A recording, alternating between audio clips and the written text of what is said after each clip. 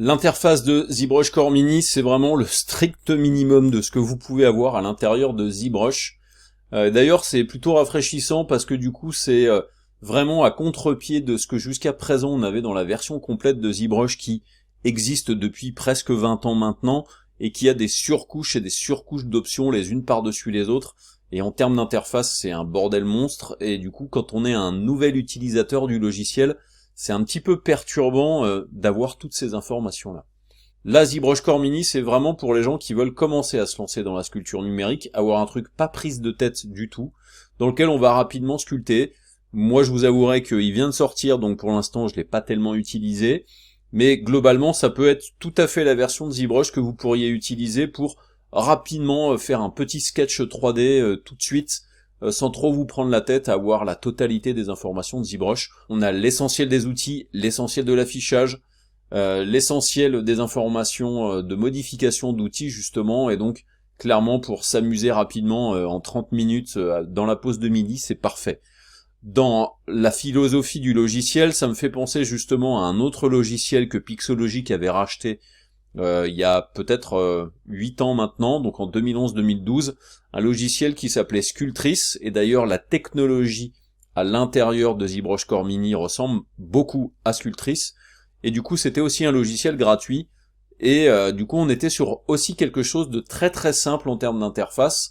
Là, ZBrush Core Mini est même encore plus simple que ce que Sculptris l'était. Donc là c'est vraiment typiquement un logiciel très simple à utiliser ponctuellement, ou alors pour s'initier à la sculpture numérique. Donc en termes d'interface, c'est très simple. On a ici juste des informations sur ce qui se passe au niveau de la gestion de la mémoire et du nombre de polygones que vous pouvez avoir dans la scène. Ici, on a tout de suite des informations qui vont nous permettre, si on vient cliquer là-dessus, d'ouvrir un projet, CTRL-ALL, raccourci. Donc ça peut être pas mal quand vous enregistrez vos propres projets à l'intérieur de ZBrush Core Mini. Attention, ZBrush Core Mini n'est pas capable d'ouvrir des projets qui ont été faits dans la version complète de ZBrush par contre. Ensuite ici j'ai la possibilité de sauvegarder le projet, et là ça va me permettre de le sauvegarder où j'en ai envie, de lui donner un nom, et là vous avez plusieurs choix d'enregistrement, soit du image 3D GIF format, image 3D PNG format, ou ZPR qui est un format spécifique à ZBrush. Gros avantage de ces deux formats GIF et PNG, je vous conseille plutôt d'ailleurs d'enregistrer le PNG, c'est qu'en fait c'est une image mais qui stocke aussi des informations de votre scène 3D. Donc vous pouvez à la fois les partager sur internet, mais vous pouvez aussi à la fois les utiliser comme sauvegarde de votre fichier 3D, et ensuite pouvoir l'ouvrir comme vous voulez à l'intérieur de ZBrush Core Mini. Donc on verra un petit peu plus tard comment est-ce que l'on pourrait utiliser ces fonctions-là. Ensuite, vous avez ici la possibilité de créer une nouvelle sphère pour sculpter. Donc si je clique là-dessus, il me demande si je veux enregistrer, je lui dis non, et là il me fait une nouvelle sphère. Et vous pouvez faire la même chose ici avec une espèce de boîte que l'on pourrait appeler une espèce de un bloc de pierre par exemple. Ça peut être cool pour rapidement commencer des bustes. Ensuite, on a ici la fonction qui active ou désactive la symétrie.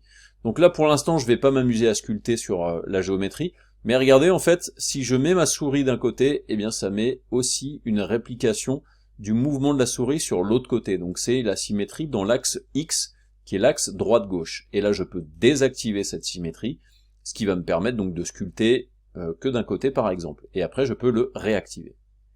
Ensuite ici j'ai le Draw Size, donc c'est la taille de votre pinceau pour sculpter. Donc ça va juste dépendre de la dimension de ce que vous voulez sculpter, des grosses surfaces ou des petites surfaces, donc ça va être pratique de venir redimensionner ici. Sachez que si vous utilisez par exemple la touche S va vous permettre d'agrandir elle aussi le pinceau directement dans la fenêtre. Donc en fait je suis sur ma surface, j'appuie sur S et là vous voyez je peux l'agrandir ici directement ici.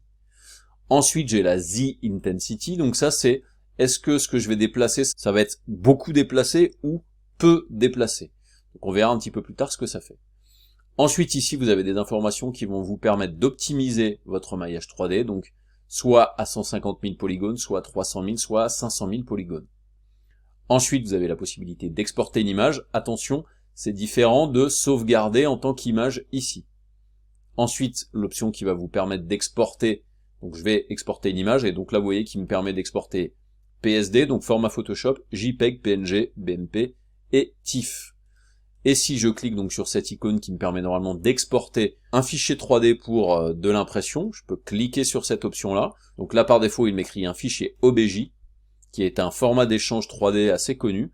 Et du coup, ça peut vous permettre après, soit de le ramener dans un autre logiciel de 3D, soit de le ramener directement dans votre logiciel Cura de votre imprimante 3D par exemple. Ensuite, on a la possibilité, en cliquant sur ce lien, d'aller visiter, comme je vous le disais un petit peu plus tôt, la communauté de ZBrush Central,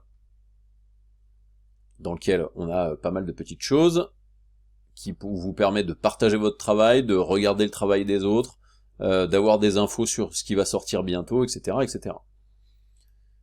Ensuite, vous avez ici deux boutons, un qui va vous permettre de passer à la version de ZBrush Core, et donc tout simplement de l'acheter, ou alors à la version de ZBrush. Ensuite, dans les autres infos au niveau de l'interface, on a ici la possibilité de changer d'outil, on verra ça un petit peu plus tard, la possibilité ici de changer la couleur de l'objet, donc vous pouvez vraiment lui donner la couleur que vous voulez. Ici, la possibilité de changer le matériau qui est affiché, donc ça permet d'avoir des aspects de surface un petit peu différents. Et ensuite, on bascule de l'autre côté, dans lequel ici, je vais pouvoir activer la perspective et la regarder avec perspective, sans perspective, d'activer une rotation sur l'axe Y ou une rotation sur tous les axes. Ça, c'est en fonction de ce que vous voulez faire dans la fenêtre.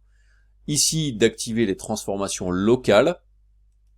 Ici, d'activer ou de désactiver le sol. Donc là, je peux l'activer ou le désactiver, et là, on le voit effectivement. Et après, vous pouvez décider qu'il y ait aussi une grille en X et une grille en Y, en cliquant sur les petites informations qui sont ici. Ensuite, je vais désactiver le sol. Ensuite, ici, vous avez la possibilité de centrer votre objet sur la fenêtre. Ici, des raccourcis clavier qui peuvent être utiles si, par exemple, vous utilisez des tablettes graphiques sans avoir de clavier. Donc là, pour bouger. Donc là, en fait, je fais un clic gauche et je maintiens. Là, ici, pour zoomer. Là, pour tourner. Et ici, c'est l'affichage qui va vous permettre de voir le maillage de la géométrie 3D qu'on a dans la fenêtre. Donc si je clique là-dessus, effectivement, on voit le maillage. Sachez que le raccourci clavier pour ça, c'est Shift F. On a fait le tour de l'interface de ZBrush, on va maintenant aller se concentrer sur ce qui se passe à l'intérieur.